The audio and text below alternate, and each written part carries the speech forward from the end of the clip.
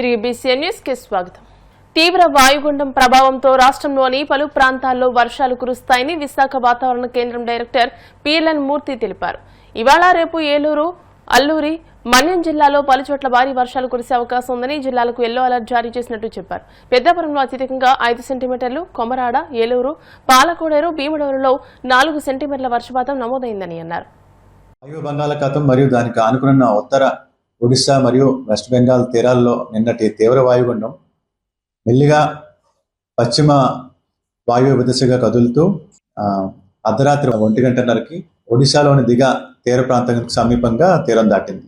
అది లాస్ట్ 6 అవర్స్లో చూస్తే గంటకి 12 కిలోమీటర్ల వేగంతో పశ్చిమ వాయు దిశగా కదులుతూ ఉంది. ఇది రానున్న 24 గంటల్లో కూడా ఇది పశ్చిమ వాయు దిశలో కదులుతూ ఉత్తర ఒడిశా, దక్షిణ జార్ఖండ్ మీదుగా కదిలే అవకాశం ఉంది. దీని ప్రభావంతో మనకి మన రాష్ట్రంలో అదే కోస్తా ఆంధ్రలో వర్షపాతం చూస్తే ఈరోజు రేపు కూడా తేలికపాటి నుంచి మోస్తరు వరకు వర్షాలు రాష్ట్రంలో కొన్ని చోట్ల, ఉత్తర కోస్తాలో కొన్ని చోట్ల, ఉత్తర దక్షిణ కోస్తాలో కొన్ని చోట్ల, అదేవిధంగా భారీ వర్షాలు 1 లేదా 2 చోట్ల పడే అవకాశం ఉంది. భారీ వర్షాలు చూస్తే ఈరోజు పార్వతీపురం మరియు ఏఎస్ఆర్ జిల్లాలకి, రేపు చూస్తే అది మనకి ఏఎస్ఆర్ మరియు ఏలూరు జిల్లాలో నమోదయ్యే అవకాశం ఉంది. అదేవిధంగా మనకి మత్స్యకారులకు చేపలు పెట్టడానికి ఈరోజు, రేపు, ఎల్లుండ కూడా మన ఉత్తర కోస్తా తీరానికి ఆనుకుని మరియు ఆవల ఈరోజు, రేపు, ఎల్లుండ కూడా చేపలు పట్టడానికి వెళ్ళొద్దని సూచన. కోనసీమ తిరుమలగా వర్ధిల్లుతున్న వాడపల్లి శ్రీ వెంకటేశ్వర స్వామి ఆలయంలో బుధవారం ప్రత్యేక పూజలు వైభవంగా నిర్వహించారు. మంగళ వాయిద్య నడుమ శ్రీ స్వామి అమ్మవార్లకు మేలుకొల్పు సేవను నిర్వహించిన అనంతరం ఐశ్వర్యలక్ష్మి హోమాన్ని జరిపించారు.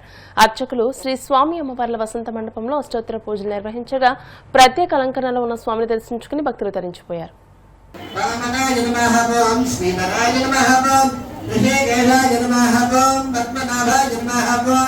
రామోదరాయ నమః ఓం ధన్యరషణాయ నమః ఓం వాసుదేవాయ నమః ఓం ప్రద్యుమ్నాయ నమః ఓం అనిరుద్ధాయ నమః ఓం వృషోత్తమాయ నమః ఓం అధోక్షజాయ నమః ఓం నరసింహాయ నమః ఓం అచ్యుతాయ నమః ఓం జనార్దనాయ నమః ఓం ఉపేంద్రాయ నమః ఓం హరయే నమః ఓం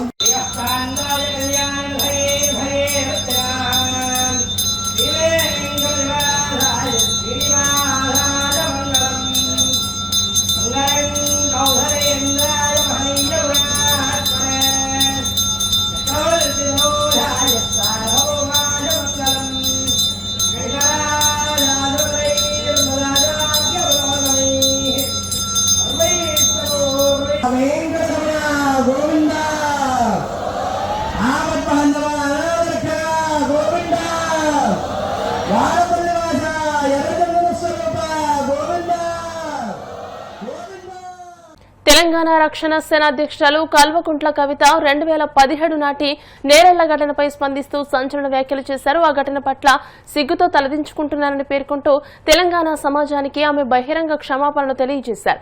బాధితులకు సంపూర్ణ న్యాయం జరిగే వరకు పోరాడతానని ప్రకటించిన కవిత బాధిత కుటుంబాలకు ప్రభుత్వం వెంటనే ₹1 కోటి చొప్పున పరిహారం అందించాలని డిమాండ్ చేశారు. రాజన్న సిరిసిల్ల జిల్లా నేరెళ్లలో ఇసుక మాఫియాను అడ్డుకున్నందుకు జరిగిన దాడిలో బాధితుడైన గంధం గోపాల్ ఇటీవల అనారోగ్యంతో మృతి చెందారు. మంగళవారం కవిత ఆయన కుటుంబాన్ని పరామర్శించి ఓదార్చారు. నేరెళ్ల ఘటన జరిగి 7 ఏళ్లు గడుస్తున్నా అందుకు కారకులైన పోలీసులు, ఇతర బాధ్యులకు ఎందుకు శిక్షలు పడలేదని ముఖ్యమంత్రి రేవంత్ రెడ్డి, బీజేపీ నేత బండి సంజయ్, బీఆర్ఎస్ నేత కేటీఆర్లను ఆమె నిలదీశారు. సిగ్గుతోని తలవంచుకోవాల్సిన ఘటన. ఈ సంఘటన జరిగినప్పుడు పరిపాలించినటువంటి కుటుంబంలో నేను కూడా ఒక సభ్యురాలుగా ఉన్నా. అందుకని సిగ్గుతో నేను కూడా తలవంచుకుంటున్నా, క్షమించమని మరి అందరిని కూడా మనస్ఫూర్తిగా వేడుకుంటున్నా. ఎందుకంటే తెలంగాణ రాష్ట్రం వచ్చిందంటే అందరం బాగుండాలి, ప్రతి ఒక్కరికి న్యాయం జరగాలనుకున్నాం. కానీ కొందరి ధనదాహం కోసం మరి నేరెళ్ల గ్రామంలో అనేక మంది ప్రాణాలు కోల్పోయినారు. ఆనాడు ఒక బిడ్డ ప్రాణం కోల్పోతే ఊరంతా కూడా కోపానికి వచ్చి మరి ఆవేశంగా రాస్తారోకో చేయడం, అట్లాంటి కార్యక్రమాలు చేసినప్పుడు పోలీసులంతా కూడా దాష్టికాన్ని చేయడం మొత్తం అందరం కూడా గమనించినాం.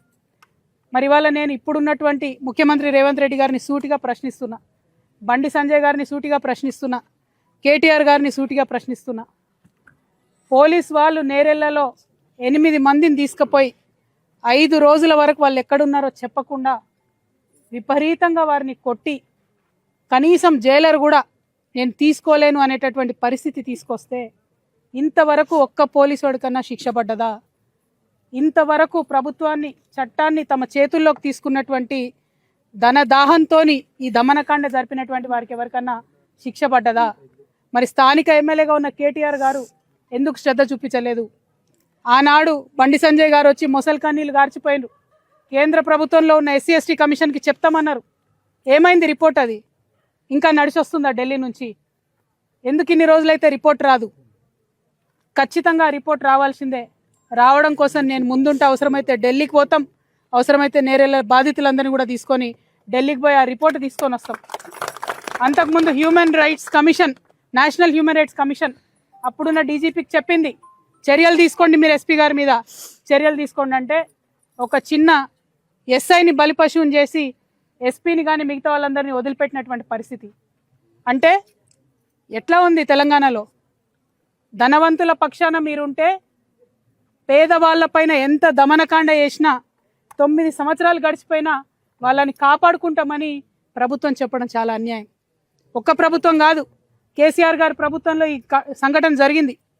తర్వాత రేవంత్ రెడ్డి గారు వచ్చి 30 నెలలైంది. ఆనాడు పెద్ద పెద్ద మాటలు మాట్లాడిన రేవంత్ రెడ్డి గారు ఈ 30 నెలల్లో కనీసం నేరెళ్ళ పేరు కూడా ఎత్తలేదు. ఇది మానవత్వమా? ఇంత అన్యాయం ఉంటుందా? ఓట్ల కోసమేనా మనం చేసేదంతా? ఈ నేరెళ్ళ నేల నెత్తుడితో తడవలేదా? అది గుర్తొస్తలేదా మీకెవరికి? మర్చిపోయిన మా మానవత్వం అనేటిది సంపూర్ణంగా అన్ని పార్టీలను అడుగుతున్నా. నేను ఇవాళ ఒక ఆడబిడ్డగా అడుగుతున్నా, కనీసం ఆలోచించాలి కదా. ఒక్కరోజు వచ్చి పరామర్శించి ఫోటోలు దిగిపోతే అయిపోతుందా? నేను అట్లా టూరిస్ట్ లెక్క రాలేదు, పరామర్శించిపోవడానికి రాలేదు. నేరెళ్ళ బాధితులందరినీ నేను ఒక ఆడబిడ్డగా, తెలంగాణ ఆడబిడ్డగా, పౌరుషం ఉన్న ఆడబిడ్డగా, మనకు జరిగిన అన్యాయం, మనకు జరిగిన అవమానం మర్చిపోద్దని చెప్పడానికి ఇక్కడికి వచ్చిన. ఖచ్చితంగా ప్రశ్నిద్దాం, ఖచ్చితంగా పరిష్కారం తీసుకుందాం. మన మీద ఈ దమనకాండ చేసిన వాళ్ళు ఎంత పెద్దవాళ్ళైనా వాళ్ళకి శిక్ష పడే వరకు పోరాడదాం, నిలబడదాం. మన తెలంగాణ గడ్డ ఉన్నదే ప్రశ్నించే గడ్డ. ప్రశ్నించిన ప్రతి ఒక్కరిని అవమానిస్తున్నారు, బయటికి పంపిస్తున్నారు, దాడులు చేస్తున్నారు, దాష్టికం చేస్తున్నారు. అది ఆ ప్రభుత్వం లాగాలే ఈ ప్రభుత్వంలో కూడా ఆగుతలేదు.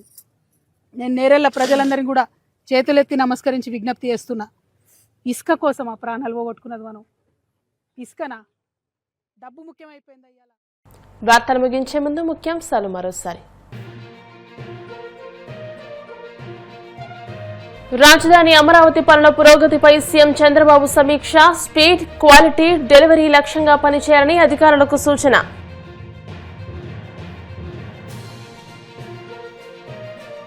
మెగా డిఎస్సీ అక్రమాలపై సీబీఐ విచారణ జరిపించారన్న వైసీపీ నేత పుత్తా శివశంకర్. బాధ్యత వహిస్తూ మంత్రి నారా లోకేష్ వెంటనే రాజీనామా చేయాలని డిమాండ్. వాడపల్లి వెంకటాలయంలో ప్రత్యేక పూజలు. మంగళ వాయిద్య నడుమ శ్రీ స్వామి అమ్మవార్లకు మేలుకొలుపు సేవ, ఐశ్వర్యలక్ష్మి హోమం.